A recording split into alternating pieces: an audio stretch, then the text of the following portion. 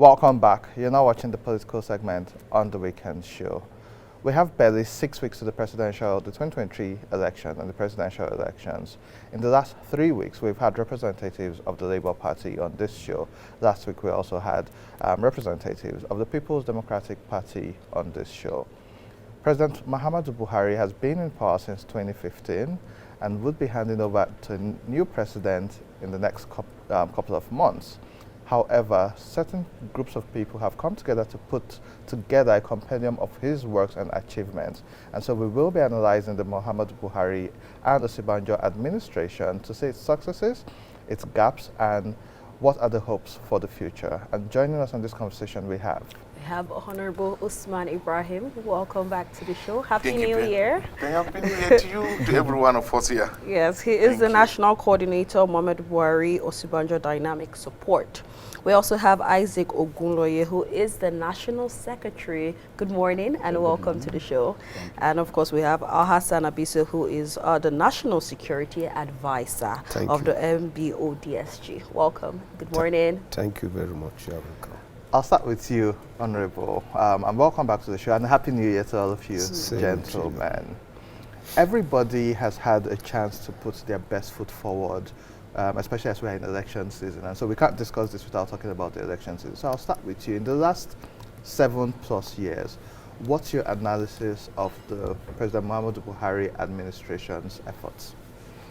And you graded on a scale of 1 to 10 as well. Thank you very much. Good morning and Happy New Year to all of us Nigerians. First and foremost, let me gladly appreciate AIT, the African Independent Television, the great television of Africa, the black race in the world. We really appreciate you, the talent of the young women and men that you guys always exhibit your talent. I think we really appreciate you. And we thank Allah for everything for you guys to continue the base work you are doing. Well, from MPO, a lot of people will be surprised to see a sort of group across Nigeria that came with this idea. From the inception, we understand that normally when the governor or president at the 100 days of office and inceptions and that we come up with 72 days of his achievement from the beginning, because we know the kind of person he is, and so on and so forth. So we came with this idea of compiling all of his achievement from where we see where PDP stopped, government of the previous one, and then where they built on the top. To see that a lot of people growing in corruption and all of that. Corruption is not something that you think you can just see that and carry stick and knock it. No, it is a system in you and in everyone that a lot of scholars define it. It is denial, a pretense, and all of this. And this is what Nigerians will need to also talk about. And before we do that, let's talk about our unity first.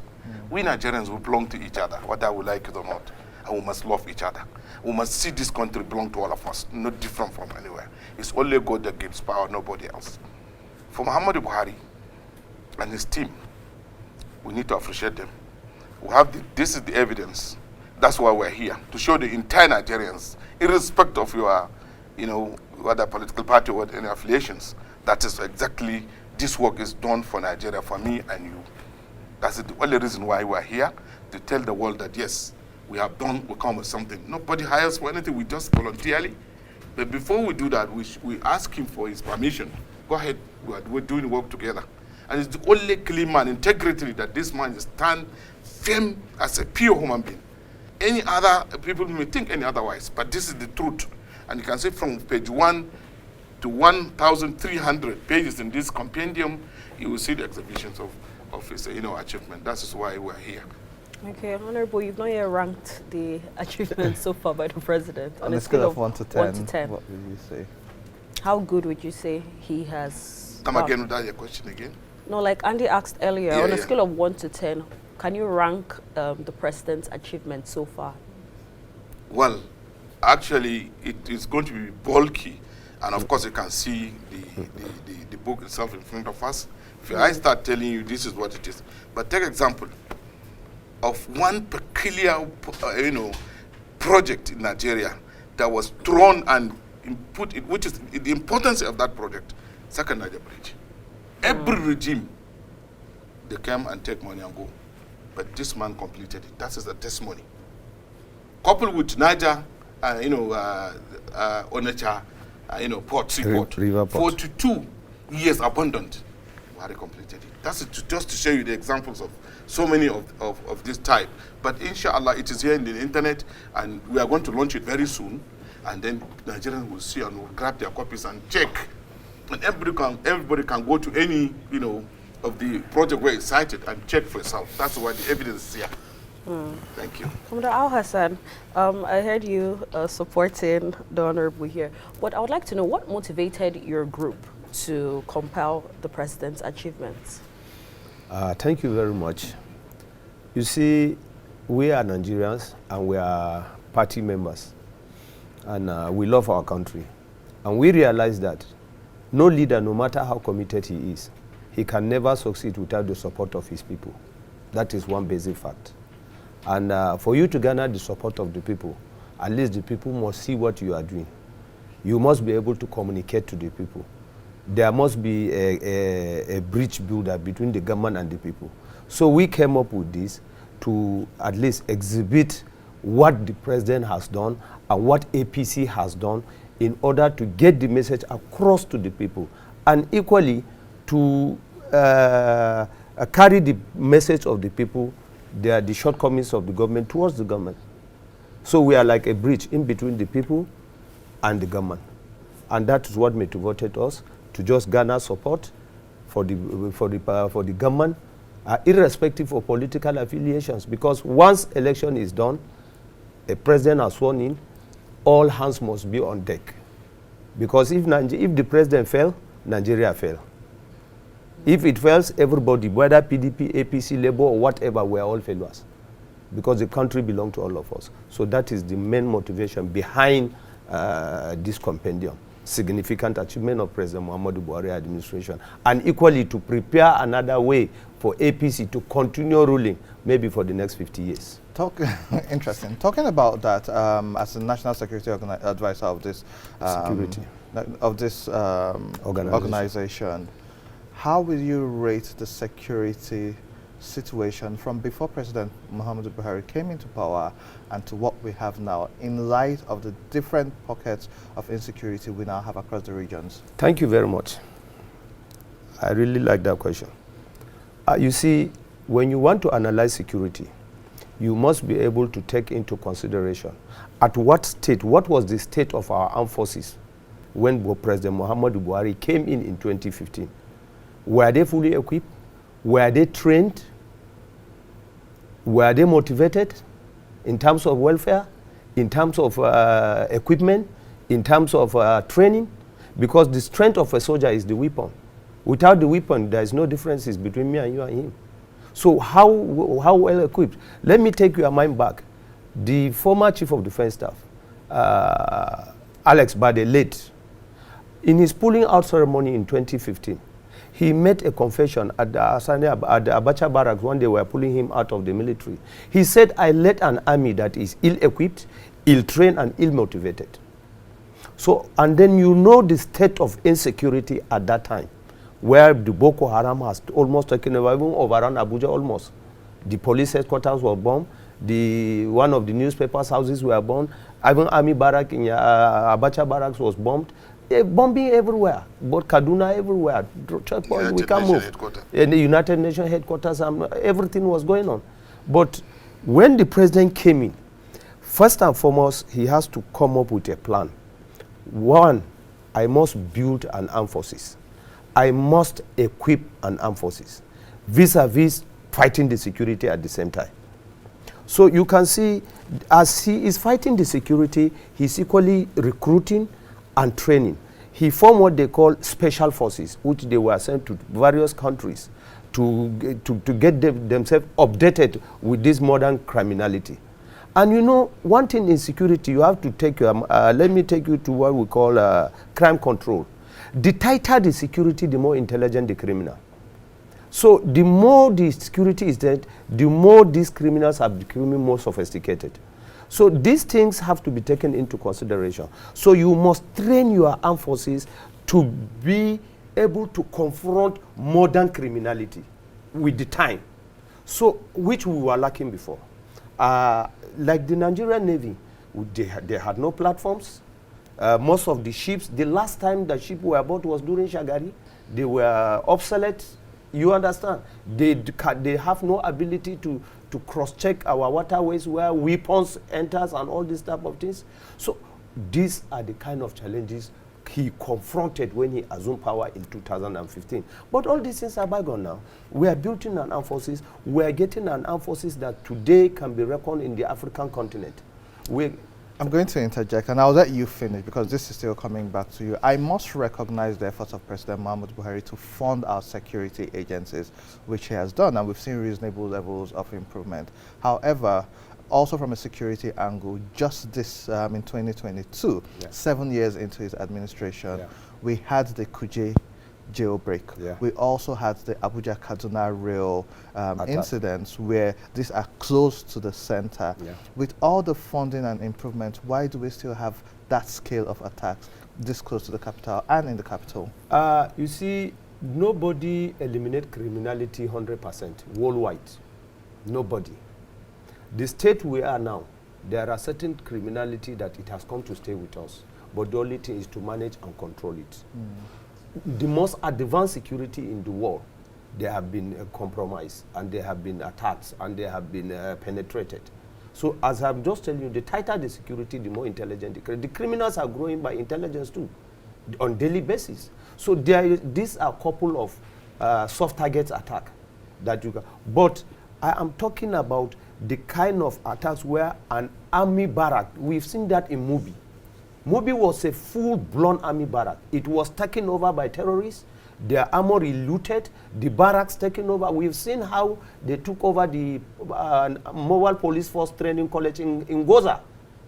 Taken over. We've seen them taking over army barrack in Bama, which is one of the second largest city in Borno State. We've seen them taking over army barrack in Monguno.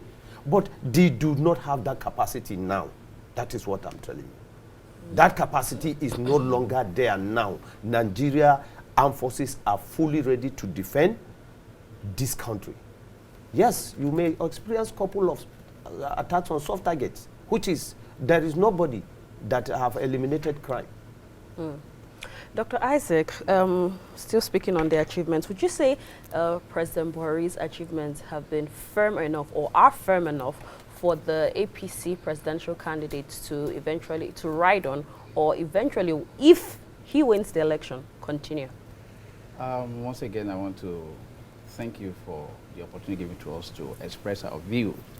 You know, one thing that people have been doing and that has been shocking us or surprising us is that people tend to rubbish this administration. People tend to tell us that all the 7 years we spent here have been a waste, which is far from the truth. You see, just like my colleague said, there are a lot of foundations that need to be laid. Policies need to be formulated, things need to be put in proper perspectives. If not because of the personality and the dedication of President Muhammadu Buhari in this country, to this country, Nigeria witnessed, you know, a downturn in international oil price. That oil price just crashed from $110 per barrel to about $22 per barrel in 2016. And this man was still able to manage this country, though we entered recession. As we came out of recession, we had COVID-19, and he's able to manage it. And despite this, we've been able to save money from all the areas where, you know, there have been waste in the time past. That's why we can develop all this infrastructure that we are seeing today. And with this, you know, he just told us about the monumental commitment of the president to security, to rail transport, to road transport, to health, to education, and every other sector of this country has been witnessing the positive impact of this government in one area or the other. But but Nigerians are not seeing it. Let me tell this story. There was a day we were going to Benin. We were going by road, and people were going together. They were like telling me that the government has not done anything. Look at the road, that were bad and all those ones. And as we left Lokoja, and we're going to Okene. And I'll show them some section of the road that are just being constructed. I said, can you see this? And they said, this one. Now, we left from there. As we're going to Auchi, I showed them the section of the road. You know, that place had been dualized now. And I told them the experience I had there some years ago. And they refused to sit with me. And that's the problem. So the government of this country, this present APC government, have done more than enough to make us to consolidate, because what we are trying to do now is to consolidate. If we abandon this project and we allow other government to come in, they will abandon everything we've done. All the foundation have been laid, and they will start building another one. And you discover Nigeria will suffer for it. So we are using this platform to appeal to Nigerians that there is blessedness in continuity. You know, I remember some years ago we visited the former president, Olusegun Obasanjo. He was telling us the secret of Malaysia and Libya. He said, the secret of Malaysia and Libya is that they have continuity. Somebody has been in power for about 20 years. That's why we're able to build the structure, build the nation, you know, was able to understand the mistakes and all those, correct the mistakes, and then move forward. So if APC can continue, if Nigerians allow APC to continue, it's covered that within 2 years, people will be seeing many things happening. I'll be wondering how comes. And let me tell you something, the personality and the personality and the credibility and the capacity of our incoming president, that's what we call him, Asiwaju Bola Tinubu. You know, this is a man that is so visionary. This is a man that is so intelligent. This is a man that is so bold. He's a development expert. He's a kind of person that, you know, if he know that you can do this job, he doesn't care the party you belong, he doesn't care the tribe you belong, he bring you to do the job. He will deliver, because we want to consolidate. Many things have been done, and that's why I want to tell you that if Nigeria can see what we have put them, in this book, there's something we said this book is more pictorial, because we want evidence-based reportage. So that they say picture don't lie. You see the picture, you go to the site, you see what we have already, what we penciled down here. You'll be able to believe with others. Yes, we are presenting facts the way they are. Honorable, I want to bring you back in. So we've dealt with security. In 2015, President Muhammadu Buhari focused on 3 areas: security, economy, and corruption. Let's talk about the economy. We have seen inflation increase. We've seen unemployment multiply by double to 100%. Would you call that success? Well, this is a question. I think you are trying to dribble me, but let me try or manage to see which one I will answer. But I want to emphasize on corruptions. Okay. I want to tell you, this book in front of us is one of the yardstick for corruptions. That yes, if corruption been dealt with, like I said, corruption is not something they perceive or you see, you touch. It is a denial perspective, sort of. But this is one of the evidence that corruption has been dealt with right now. So many things is not going as usual. It has been changed. I want to give an example of this. The only government in this country ever that has sitting, you know, an officer, an executive officer, who was catch and prosecuted and returned everything to. It's all in this government. In previous government, we've seen somebody, only one person squander, 20 billion and stay with it. At the end of the day, after left, they're looking for Philip again and the rest. Let's call it a spade a spade. This corruption has been dealt with. And let me tell you, from this one, is one of the tools that would make this corruption not as usual. Buhari dealt with corruption. Because by the time this thing is shown, all the areas where my colleague says, you go to the area where you see project, it been abandoned, Buhari completed it. And so on. And is it not part of the corruption you're dealing with? And also will impact on the economy as well. So where you see Nigerians, so that all of us will prize the good things and let's develop our country for ourselves. So, Honorable, to back up what you're saying, I will admit that several people in government have been found wanting, and some of them have been suspended and removed. Yes. We saw the SGF, we saw the Accountant General, we saw the EFCC chairman after so long. But removing them is one part. Successful prosecution and conviction is another part. They have returned everything. They've returned everything what to the coffers of government. What about the deterrence? And you would also know this from security, to stop them from doing, besides them losing their job and returning, what about some form of deterrence to ensure that other people don't do it again? Like by the grace of God, my brother, the next government, the capable able has it from our own party, that is Baba Ahmed Bola Tinubu, and the great Kashim of Borno. Those two guys, we know they have the capacity, and they know they will continue with the way it is. And inshallah, I will give you the assurance, in the next 3 to 4 years, Nigeria will change. Tell me why Nigerians should vote for Bola Ahmed Tinubu and Kashim Shettima in the next election. The evidence is there. And one of those things that if what we even exhibited here is part of it, that they see from there, they will continue with it, and Nigeria will be better for it. In a black and white, definitions. This So is how. are you saying the APC has done so well in the past Very well, 8 years very that well, it deserves very to well. come back When to you- office? Yes, of course. Because when you meet the Nigerian situation in the first place, we are not seeing things. The only thing Nigeria will celebrate is bad news. We don't celebrate good news. Let us celebrate the good news here. There are something here. A lot of people don't know. Even there was a time, Mr. President himself, nobody's talk about is my own achievement. And we Nigerians, it's not only us here from here, not because of Yoruba or Igbo house, all the other tribes were all together for it. In this group, we have 3.8 million members with our peoples and everything that we agree to support Muhammad Buhari for this. And we supported him and will continue to support what he has laid down as a foundation for us. And inshallah, one day 2 of you will say, yes, I said it, and we'll celebrate our country. Because what they're doing here is for all of us, in respect of any affiliations, for all Nigerians. You started the conversation about infrastructure, the second Niger bridge and the port, and I've seen some roads being reconstructed and renovated, and I will give credit to this administration for that. In a very well Now, distance. but what other infrastructural Open some projects area would for you you to want see. to highlight? Okay. Why he does that? You see, when you talk about infrastructure, you talk about the economy, because without infrastructure, you cannot get the economy grow. That is one basic thing about it. So we need, and we had an infrastructural decay in this country in terms of roads, in terms of rails, in terms of water resources, in terms of, let me briefly go to water resources. When the president came, he inherited 136 abundant water resources projects. 136. The first thing he did, he set up a committee where they scale it to scale of preference, from water supply to irrigation to other hydropower. See, so he has taken it over. Already more than 38 dams have been completed already, signed, dusted. Some were abandoned 30 years ago.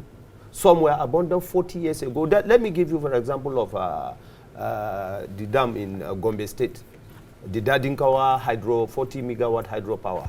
He laid the foundation when he was a military administrator of Northeast as a colonel in 1974. He came back in 2015 and made it the same way he left it, and he has completed it now. So you can imagine that about it. There are some that were abandoned 60 years ago. For example, the Boni Bodo Bridge. It was a project that was conceived in 1978. But between 1978 up to 2015, only 12% was achieved. And monies have gone down the drain. But as it is, between that 2015 to now, he has completed it, complete, ready now, it will soon be commissioned. You understand? These are some of the things I'm telling you that you give credit to him. And yet, there is one thing with President Muhammadu Buhari. He does not give, he believes in one thing, let the work speak for us. That if not now, even in the future, the money that we use for propaganda, let's take it and use and work with it. While we are wrapping up, can this book be found online for Nigerians who want to check? Of course, when it is Exactly. launched. Well, When so it is launched. It's going to be launched very soon, in 2 weeks' time or thereabouts. It's quite a big. Yeah, we've divided into volumes two. now. Okay. Volume 1 and volume 2. And the And paper you one is the understand modern online. one. So I will give you example in housing. For example, Federal Mortgage Bank. Federal Mortgage Bank was conceived in the 90s, early 90s or so. But between that time to up to 2015, before Muhammadu Buhari came, they have built less than 300,000 houses. All these years, for almost 30 years of its existence, less than 300,000 houses. Okay. But as I'm talking to you now, between that 2015 to now, over 460,000 houses have been built, and people are occupying them now under this administration. So you can see what has been done in 30 years. He has superseded in 70 years. Why shouldn't we continue with this type of government? That is the change we wanted, and we have gotten it. All right. Dr. Isaac, just before we go, can you share or could you tell Nigerians what we should expect if the APC administration continues? Yes, we expect more achievement. We expect more infrastructure. We expect more corruption fight.